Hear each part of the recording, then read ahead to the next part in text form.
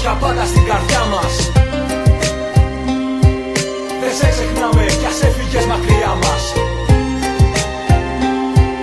Για πάντα Ολυμπιακός, για πάντα στην καρδιά μας. 1999, η χρονιά που το ΆΚΑ άρχισε να θυμίζει Μαρακανά. Τρίμπλες, φαντεζί, σουτς καυτά κάναν τον κόσμο στις κερκίδες να φωνάζει το όνομά του ρυθμικά. Με μαγικά που κάναν οπαδούς να παραλυρούν και αμυντικούς να προσπαθούν, μα να μην μπορούν. Κάθε φορά που βγαίνει απέναντι από το τέρμα μας σηκωνότανε η τρίχα από το δέρμα.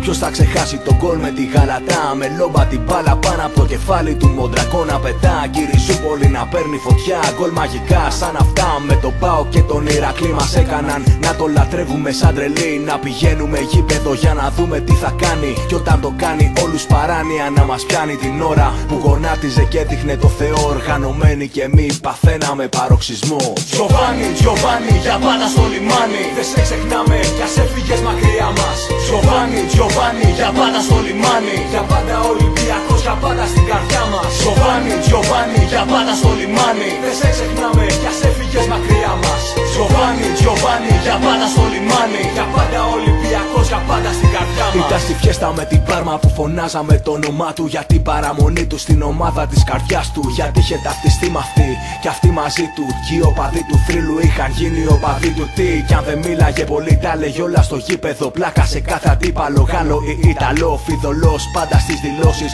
χωρίς πολλά.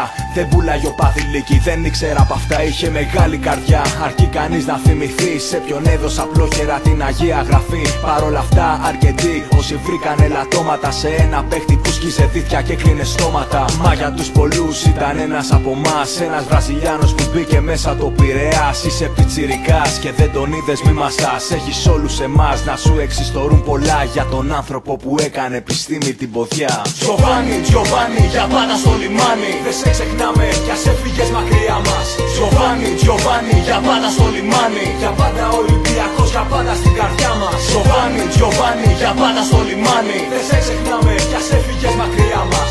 Τζοβάνι, Τζοβάνι, για πάντα στο λιμάνι. Για πάντα Ολυμπιακός, για πάντα στην καρδιά μας. Θυμάμαι στην εκπομπή του Μπάμπη που έκλαιγε με λυγμούς γιατί είχε σεβασμό και από αντιπάλους οπαδούς. Κλάψαμε κι εμείς μαζί του γιατί μας έλειπηδη, κι ας είχε φύγει απ' την καρδιά μας δεν είχε φύγει. Νιώθαμε ρήγημα και λίγοι δίχως το μάγο ήμασταν. Σαν την Ανταρκτική χωρίς τον πάγο. Ξέρω πως κάποιοι ίσως να με πουν γραφικό, μα δεν γαμιέται, ξέρω πως πολλοί θα νιώσουν όσα πω.